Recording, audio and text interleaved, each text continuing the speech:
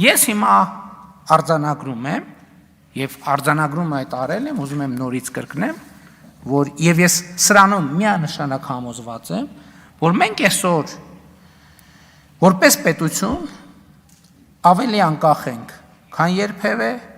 ավելի ինքնիշխան ենք, քան երբևէ, ավելի պետություն ենք, քան երբևէ, բայց այսօրվա արձանագրումը իրականում ամենակարևորը չէ, կարևորը ի վերջո, քանի որ նաև խոսք է գնում այն ցիկլի մասին, որը մեկնարկել է 2021 թվականի խորհրդարանական ընտրություններով, որտեղ մեր կարգախոսն էր ապագա կա ապագա, շատ կարևոր է նաև ի վերջո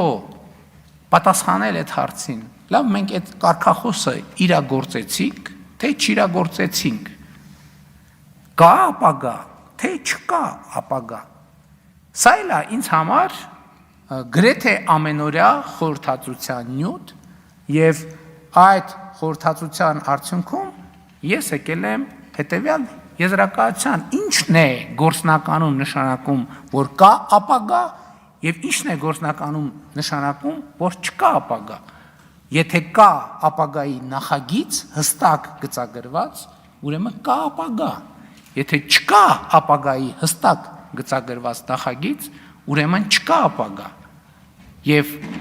այո, մենք այդ խնդիրը լուծել ենք, որովհետև այն, ինչ մենք այսօր հանրությանը ներկայացնում ենք,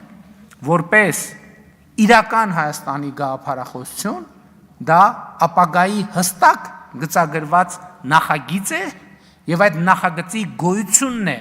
երաշխիքը այն բանի, որ կա ապագա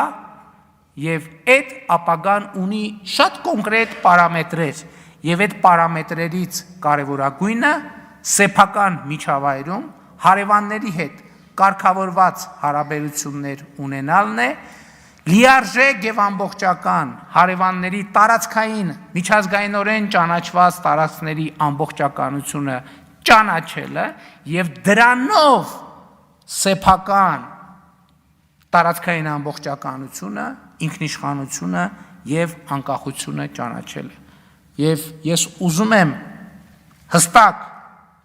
արձանագրել, որ վերջին 7 տարիների պատմությունը հարգելի ներկաներ, ինչքան էլ փորձ արվի այլ կերպ ներկայացնել, հենց այս համատեքստում, հենց այս տեսակետից հաջողության և ոչ թե անհաջողության պատմություն է։